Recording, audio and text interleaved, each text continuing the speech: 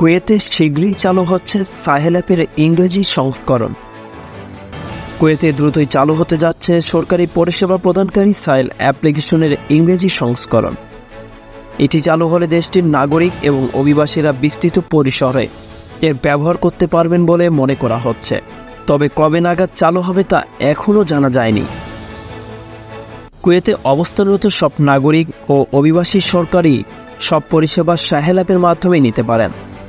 অ্যাপ্লিকেশনটি মোবাইলে ইনস্টল করে সরকারি সব ধরনের সেবাই গ্রহণ করা যায়।